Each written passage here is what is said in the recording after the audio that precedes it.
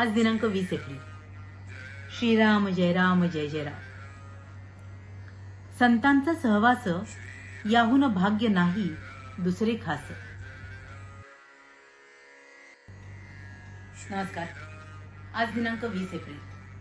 श्रीराम जय राम जय जय राम. संतांचा सहवास याहून भाग्य नाही दुसरे खास. बाह्य प्रपंच प्रारब्ध उपाधी त्यांची त्रासू नये कधी. हीच जाणावी उघड समाधी. सावली मातीत पडली तिला धुवून नाही घेतली.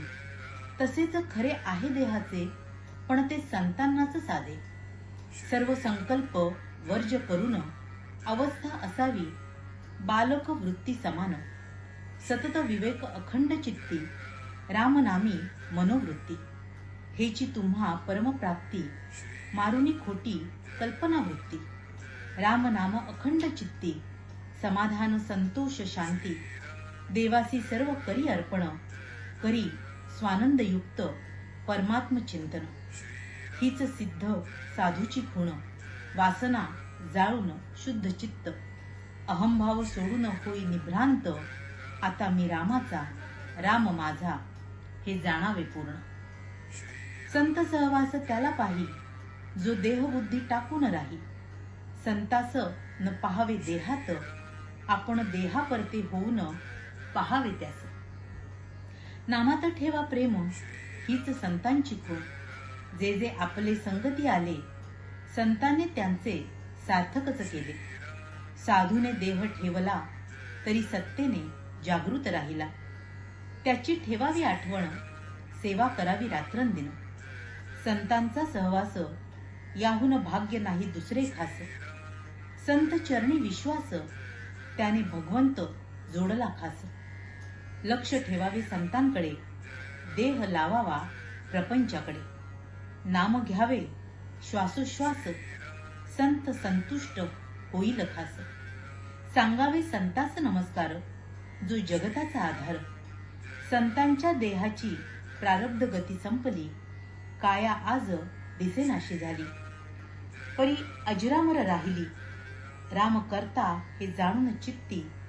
जगात संत ऐसे वर्तती जेणे दुसऱ्याच मार्गदर्शक होती. संतांचे करावे अनुकरण घ्यावे त्यांचे दर्शन. सांगावे आलो आहे आपण विचाराव्या कठीण वाटा. जेणे सुलभ होईल व्यवहारी चालता. रामा परता नाही लाभ हे धरले ज्याने चित्ती. त्यास लाभली खरी संतांची संगती. त्यांचा आदर्श ठेवावा पुढे कधी न होईल वाकडे. स्वतःचे पावावे समाधान त्याने लोकास आणण्याचा प्रयत्न करावा जाण. संतांशी व्हावे अनन्य शरण दुसरीकडे जाण्याचे नाही कारण. भाग्याने संत घरी आला अभागी न मानी त्याला. सूर्याचा प्रकाश झाला आंधळ्याला उपयोगी नाही आला. तैसी विषयी झाली ज्याची वृत्ती संताची संगत त्याला न लाभती.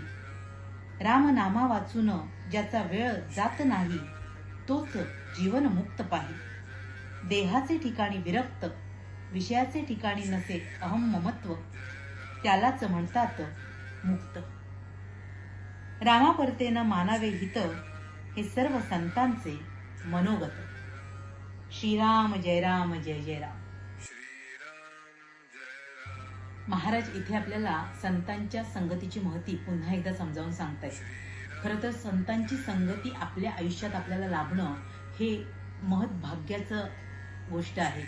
आणि असे संत ज्यावेळी आपल्या आयुष्यात येतात त्यावेळी आपण त्यांना ओळखून त्यांच्या सतत सहवासात राहणं. त्यांनी आपल्यासाठी जे मार्गदर्शन केलेलं असतं जे साधन आपल्याला दिलेलं असतं ते निष्ठेने आणि तळमळीने करणं आवश्यक असतं. कारण या संतांना प्रत्यक्ष भगवंताची प्रचिती आलेली असते आणि तेच आपल्या आयुष्यात आपल्याला लाभावं अशी खरी त्यांची तळमळ असते.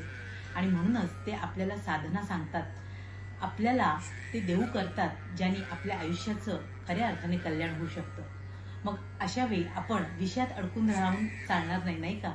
अशा संतांची कृपा ज्यावेळी आपल्यावर होते त्यावेळी आपण ती स्वीकारणं आवश्यक आहे, ती जाणणं आवश्यक आहे. आणि मग त्यांनी दिलेलं साधन करून आपल्या भगवंताच्या निकट जाणं आणि आयुष्यातलं खरं समाधान प्राप्त करणं हे आपल्याला लाभू शकतं. निश्चितपणे. म्हणूनच आपण आपल्या गुरुजवळ नेहमी हीच प्रार्थना करावी की आमचा प्रपंच आम्ही नीटनेटकेपणाने करू, पण आमचं जे काही असेल, जे काही कर्म असेल ते आमच्या परमेश्वराच्या चरणी अर्पण, आणि त्या योगे आम्हाला आमच्या आयुष्यात आमच्या भगवंताची प्राप्ती हो, संतांची कृपा आम्हाला लाभो, आणि मग आयुष्यातलं शाश्वत आनंद याची प्राप्तीही आम्हाला लाभो. तुम्हा साऱ्यांसाठी खूप सारी गुरु ब्लेसिंग. श्री स्वामी समर्थ. जय गुरुदेव.